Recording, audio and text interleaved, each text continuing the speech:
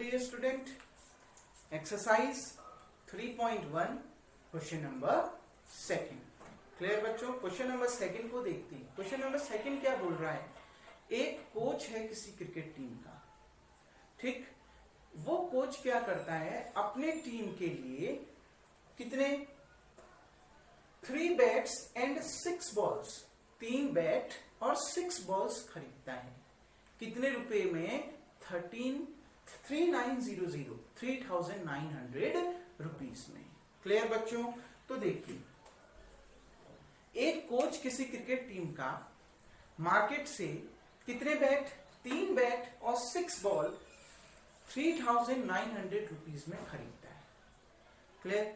और फिर उसी प्रकार के एक बैट, एक अनदर बैट, उसी प्रकार का सेम काइंड, ठीक है, उसी प्रकार का एक और बैट और 2 बॉल कितने रुपए में खरीदता है? 1300 रुपीज में. मतलब 1300 रुपीज में खरीदता है.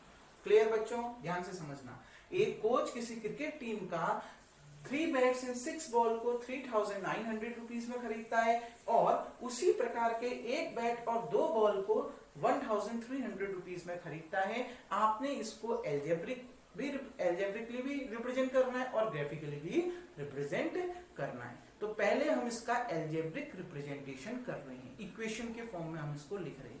हमने सपोज कर लिया बच्चों, कॉस्ट ऑफ ए बैट, एक बैट की कॉस्ट कितनी है? x रुपीज है, ठीक. और कॉस्ट ऑफ ए बॉल, और एक बॉल की जो कॉस्ट है वो कितनी है? y रुपीज है. क्लियर? अब आपको क्या बोल रहा है? The cost of 3 bats, 3 bat का कॉस्ट और 6 बॉल का कॉस्ट. एंड का मतलब है और, मतलब प्लस का साइन. क्लियर है बच्चों? तो 3 bats and 6 balls, in 3 bats और 6 बॉल्स मिलाकर कितने रुपए में आए? 3900 रुपीज में आए. तो इसकी इक्वेशन क्या होगी? देखो बच्चों, एक बैट कितने का आया? x रुपीज का. तो कितने बैट खरीदे उसने? 3 बैट. तो 3 बैट कितने रुपए के आए? 3 इंटू x रुपीज. तो कितना आ गया? 3x. क्लियर? एंड मिलाकर खरीद रहा है तो कौन सा साइन आएगा? प्लस का साइन आएगा. एक बॉल कितने का खरीदा? y रुपीज में. तो कितने बॉल खरीदा है? 6 बॉल. तो 6 बॉल कितने रुपए में खरीदेगा? 6y में. तो प्लस कितना? 6y equals to 3900. क्लियर बच्चों? आ गया इतना समझ में? ये इक्वेशन नंबर क्या आ गई? फर्स्ट आ गई. क्लियर बच्चों? अब देखो आगे. अब अगला स्टेप, ये इक्वेशन, पहली इक्वेशन रिप्रेजेंट हो गई एल्जेब्रिकली. अब सेकंड देखो, द कॉस्ट ऑफ 1 बैट. अब कॉस्ट ऑफ ए बैट कितना है? x rupees. वो उसी प्रकार का अगले स्टेप में कितने बैट खरीदा है? एक बैट खरीदा है, केवल एक. क्लियर? तो एक बैट का कॉस्ट कितना है? x. तो यहां पर कितना आ जाएगा? 1 बैट का कॉस्ट x. एंड है तो कौन सा साइन आ जाएगा? प्लस. एक बॉल उसने y रुपीज में खरीदी, तो वो उसी प्रकार की कितनी बॉल खरीद रहा है? 2 बॉल. एक बॉल का कॉस्ट अगर y रुपया है तो 2 बॉल का कॉस्ट कितना हो जाएगा? 2y. तो प्लस कितना? 2y. और कितने का आया ये दोनों मिलाकर? 1300 इक्वल्स टू कितना? 1300. Equation number 2. ये आपका इस क्वेश्चन का क्या है? एल्जेब्रिकली रिप्रेजेंटेशन है. अब हम इसको ग्राफ में रिप्रेजेंट करेंगे. क्लियर बच्चों? अब देखिए, ये एल्जेब्रिकली रिप्रेजेंटेशन हो गया. अब ग्राफिकली हम इसको रिप्रेजेंट करेंगे. तो ग्राफिकली रिप्रेजेंट करने के लिए पहले दोनों इक्वेशन को अलग से उतार लेते हैं. देखिए, पहली इक्वेशन है 3x plus 6y equals to 3900 और सेकेंड इक्वेशन है x plus 2y equals to 1300. Clear बच्चों? अब देखिए, सॉल्यूशन निकालते हैं. सबसे पहले solution of equation 1. Solution of equation 1.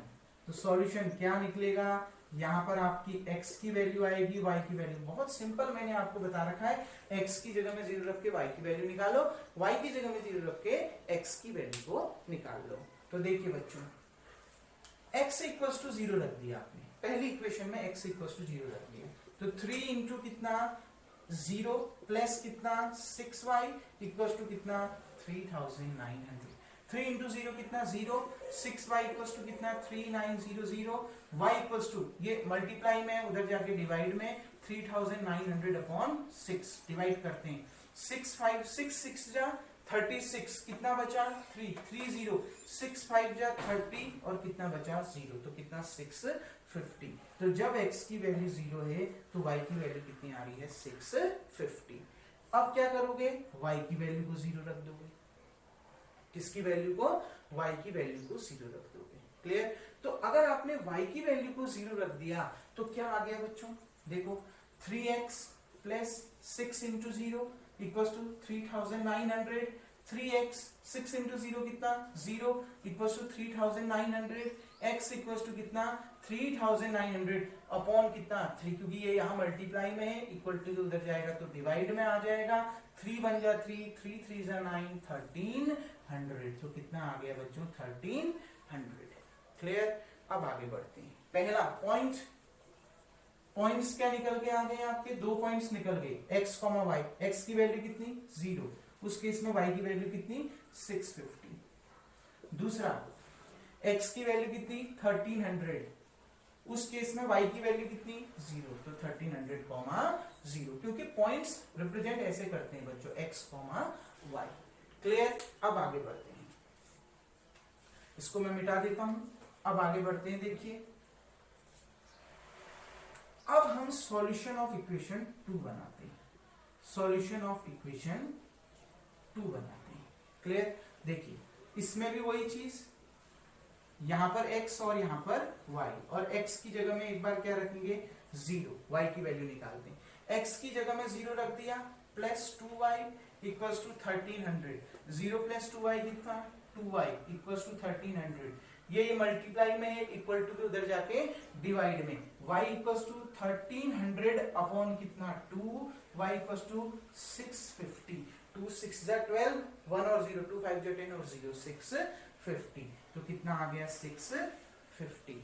Clear. आगे देखो बच्चों इसको, अब आगे देखते हैं y की वैल्यू क्या आ गई 0, y की वैल्यू कितनी आ गई 0। अगर आपने y की वैल्यू 0 रख दी तो देखो बच्चों इस इक्वेशन में y 0 रख दिया, x plus 2 into 0 equals to 1300, ये पूरा 0 इक्वल्स टू 1300, x प्लस 0 कितना x इक्वल्स टू 1300, तो x की वैल्यू कितनी आ गई 1300। पॉइंट्स क्या क्या आ गए, पहला x कितना 0, उस समय y कितना 650, x, y होता है पॉइंट ध्यान रखना, फिर x कितना 1300 और उस समय y कितना 0।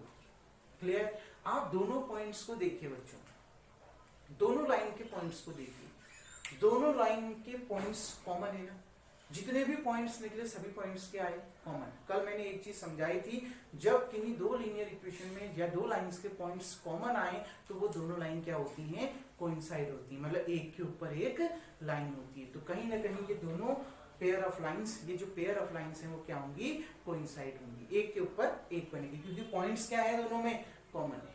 क्लियर बच्चों। अब इसका ग्राफिकली रिप्रेजेंटेशन देखते हैं, इतना आ गया होगा समझ में। अब देखिए बच्चों, तो पहले पॉइंट्स को मैं अलग से उतार लेता हूं, 0,650, 1300, 0, एक ही पॉइंट उतार रहा हूं क्योंकि दोनों लाइन के पॉइंट सेम ही, 0,650 और 1300, 0। अब देखिए बच्चों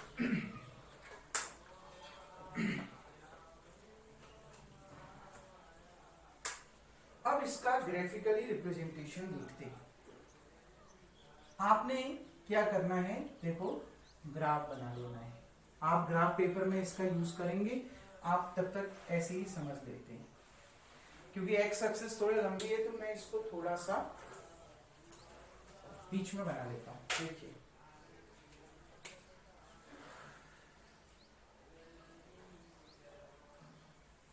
अब आपने इसको कैसे बनाना है, ये एक्स डैश नेगेटिव तो कोई है नहीं तो नीचे ऊपर कहीं बनेगा, इधर को नहीं बनेगा नीचे को नहीं बनेगा, ये दो में देखते हैं। देखो बच्चों 1300 650 बहुत इजी है, 100 के मल्टीपल में दोनों आ जाएंगे, ये नहीं आएगा लेकिन ये 600 एंड 700 के जस्ट बीच में आ जाएगा। इसका तो ग्राफ बनाना बहुत आसान है, एक्स एक्सिस में भी 100 ले लो और वाई एक्सिस में भी 100 ले लो। तो देखिए 100, 200, 300, 400, 5, 6, 7, 8, 9, 1000, 1100, 1200 और 1300। मेरे इसमें थोड़ा बोर्ड में जगह कम पड़ रही है तो मैं ऐसे ही कंजेस्टेड करके बता रहा हूं, आप बहुत अच्छे से बनाना। ये वाला पॉइंट आ गया आपका 1300 लास्ट में जो लिखा है। अब देखिए बच्चों 650 तक है, मतलब y में देखो ये x की वैल्यू है, ये y की वैल्यू, y में केवल कहां तक लेना है 700 800 तक लीजिए। क्लियर? तो देखिए बच्चों 100, 200, 300, 400, 500, 600, 700, 800, बाकी लेने की जरूरत नहीं है। क्लियर? अब इनको रिप्रेजेंट करना है।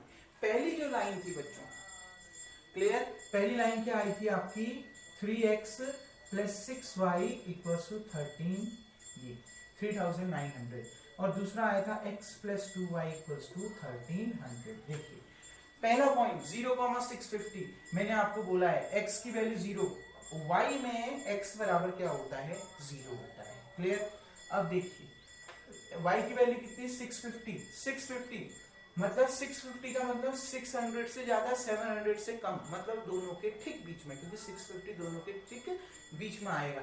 ये 600 है, ये 700 है, दोनों के जस्ट बीच में ये वाला पॉइंट आ गया 650। तो आप इस पॉइंट को क्या कह सकते हैं 0,650, क्योंकि y की वैल्यू 650 है और x क्या है 0 है। क्लियर बच्चों? ये पॉइंट आ गया। ठीक, अब देखिए बच्चों दूसरा 1300,0, 1300 तो ये लास्ट वाला पॉइंट है, तो ये वाला पॉइंट आ गया 1300, और इस पूरी लाइन में y की वैल्यू क्या रहती है 0 रहती है। दोनों को मिला दीजिए,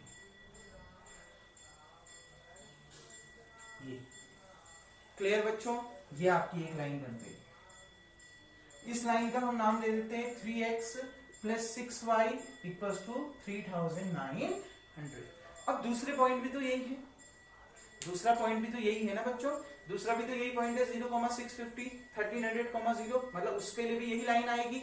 मतलब उसको हम दोबारा इसी को डार्क कर देते हैं, ऐसे कुछ नहीं करना आपने, बस यही लाइन आई आपकी, तो यहाँ एरो दिखा दिया, थोड़ा आगे एरो दिखा देना, जैसे ये मैंने इसमें यहाँ एरो दिखाया, मैंने यहाँ एरो दिखा दिया, दो लाइन रिप्रेजेंट होगी। और दूसरी लाइन का नाम क्या आ गया इसी में x plus 2y equals to 1300।